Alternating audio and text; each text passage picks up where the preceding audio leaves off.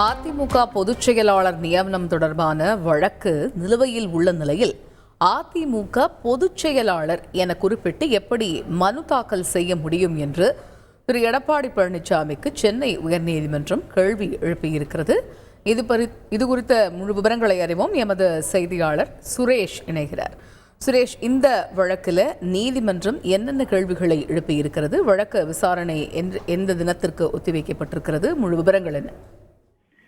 வணக்கம். அதிமுக பொதுச் செயலாளராக எடப்பாடி பழனிசாமி அறிவிக்கப்பட்டதை எதிர்த்தும் பொதுக்குழு தீர்மானங்களை எதிர்த்தும் முன்னாள் முதலமைச்சர் பன்னீர்செல்வம் மற்றும் எம்எல்ஏக்கள் மனோஜ் பாண்டியன், ஜேசிடி பிரபாகர் ஆகியோர் சென்னை உயர்நீதிமன்றத்தில் வழக்குகள் தாக்கல் செய்திருந்தார்கள்.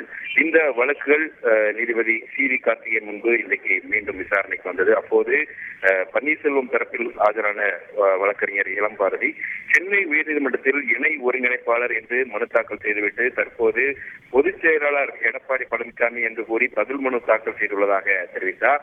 இது குறித்து அதிருப்தி தெரிவித்த நீதிபதி அதிமுக பொதுச் செயலாளர் தொடர்பான வழக்கு நிலுவையில் இருக்கக்கூடிய நிலையில் அதிமுக பொதுச் செயலாளர் என குறிப்பிட்டு எப்படி மனு தாக்கல் செய்ய முடியும் என்று எடப்பாடி பழனிசாமி தரப்பிற்கு நீதிபதி கேள்வி எழுப்பினார்.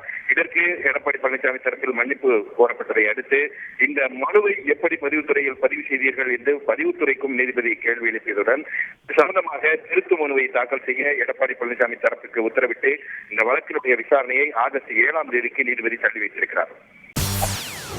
செய்திகளை உடனுக்குடன் தெரிந்து கொள்ள உடனே சப்ஸ்கிரைப் பண்ணுங்க.